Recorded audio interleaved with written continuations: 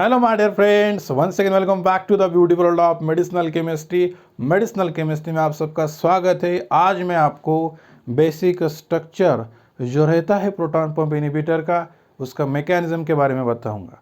तो चलिए स्टार्ट करते हैं बिना किसी देरी की। यहाँ पर आप देख सकते हो कि ये बेसिक स्ट्रक्चर था प्रोटॉन पंप इनहिबिटर का।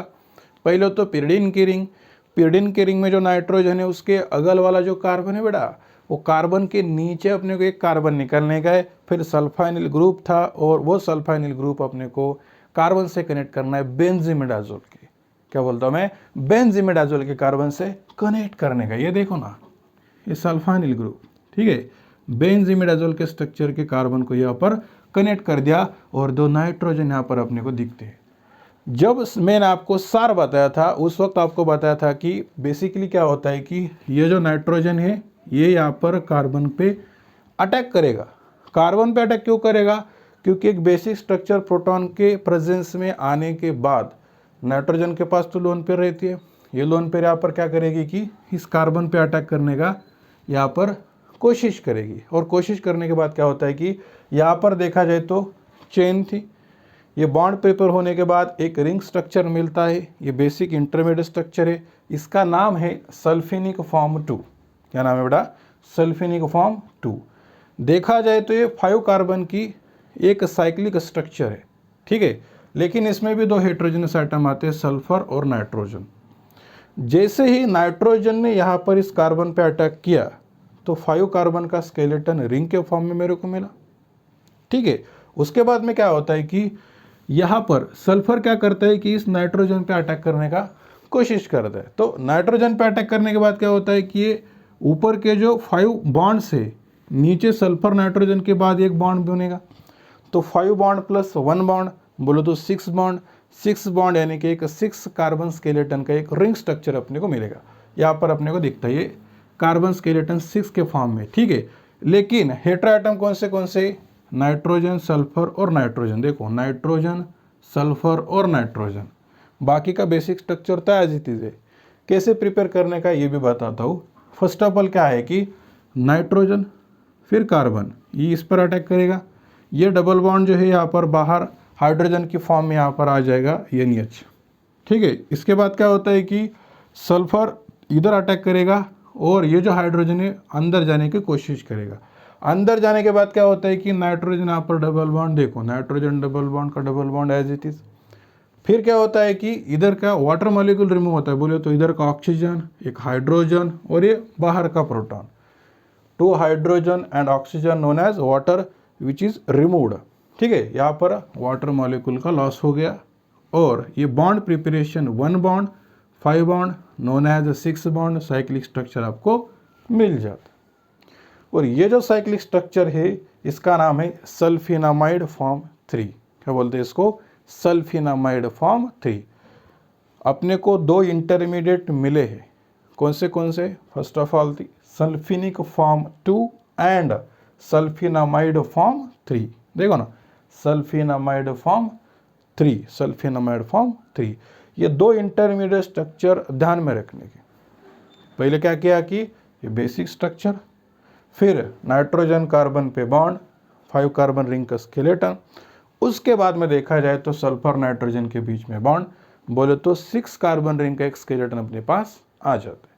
यहाँ पर मैंने निकाल दिया और नाइट्रोजन ने बॉन्ड फॉर्मेशन में भाग लिया। इलेक्ट्रॉन्स इसके यहाँ पर बॉन्ड फॉर्मेशन में एंड अप हो गए, बोले तो निकल के गए। इलेक्ट्रॉन पे चार्ज निगेटिव था, वो निकल के गए। इसकी वजह से यहाँ पर नाइट्रोजन पे पॉजिटिव चार्ज क्रिएट होता है, जो कि मैंने यहाँ पर शो किया है, ठीक है। तो ये 5 कार्बन स्केलेटन सल्फिनिक और 6 कार्बन स्केलेटन सल्फिनामाइड फॉर्म 3। ये 2 इंटरमीडिएट आपको ध्यान में रखने के, इनका जो नाम है एज इट इज लिख के आने का। इसके बाद में क्या होता है कि अपना जो एंजाइम है H+ K+ ATPase with SH group, SH यानी कि क्या? Sulphur and hydrogen. देखा जाए तो ये जो SH है इसमें जो का हाइड्रोजन है, हाइड्रोजन निकल के जाएगा और रिमेनिंग जो एंजाइम का पार्ट है वो यहाँ पर इस पे जुड़ जाएगा।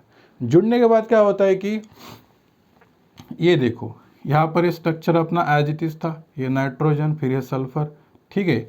यहाँ पर देखा जाए तो ये कार्बन और सल्फर इसमें क्या होता है कि यहाँ पर ये हाइड्रोजन आने की वजह से ये जो बॉन्ड है ये ब्रेक हो जाता है। ब्रेक होने की वजह से क्या होता है कि सल्फर H प्लस के प्लस ATP, H प्लस क्या होता है कि सल्फर के साथ जुड़ जाता है। देखो ना, यस, फिर ये यस, फिर H प्लस, फिर K प्लस, फिर ATPase का ATPase एज इट इज, जिसकी वजह से ड्रग एंजाइम कॉम्प्लेक्स यहाँ पर प्रिपेयर हो जाता है। ये है स्टेप 4। जैसे ही ड्रग एंजाइम कॉम्प्लेक्स प्रिपेयर हो जाता है, उस वजह से क्या होता है कि जो प्रोटॉन है, प्रोटॉन को अल्टीमेटली इनिबिट किया जाता है। ठीक है, तो ये बेसिक जानकारी है। Structure oriented mechanism of action जो है वो इस तरीके से अपने को ध्यान में रखने हैं। पहले तो क्या कि basic structure, proton pump inhibitor क्या है बोल के, ठीक है। उसके बाद में क्या, प्रोटॉन लेने गए, नाइट्रोजन कार्बन के बीच में बॉन्ड प्रिपेयर करने का है, जिस वजह से एक सल्फिनिक फॉर्म 5 कार्बन स्केलेटन का एक रिंग अपने को मिलेगा। फिर क्या बोलता हूँ कि सल्फर नाइट्रोजन के पास जाएगा, जिस वजह से ऑक्सीजन हाइड्रोजन बाहर का प्रोटॉन वाटर मॉलिक्यूल का लॉस होता है, और लॉस होने के बाद एक 6 कार्बन स्केलेटन की एक रिंग स्ट्रक्चर जो है अपने को मिल जाती है। उसको बोलते हैं अपन सल्फिनामाइड फॉर्म 3। नेक्स्ट स्टेप में क्या है कि एंजाइम आता है SH, H plus, K plus ATPase। वो आने की वजह से क्या होता है कि नाइट्रोजन सल्फर में का जो बॉन्ड है वो ब्रेक हो जाता है, जिसके कारण यहाँ पर देखा जाए तो ये एंजाइम यहाँ पर जुड़ जाएगा, जिसकी वजह से ड्रग एंजाइम कॉम्प्लेक्स प्रिपेयर होता है और अपने को बेसिकली मिलता है। अगर कोलॉजी में क्वेश्चन आता है, कोलॉजी में क्या लिखने का है कि प्रोटॉन पंप इनिबिटर क्या है कि parietal cell from the blood, ठीक है। पैराइटल सेल में का जो H प्लस है उसको अपने पास लेगा, लेने के बाद 2 इंटरमीडिएट चार्ज स्पीसीज मिलती है, उसका नाम है सल्फिनिक फॉर्म 2, सल्फिनामाइड फॉर्म 3।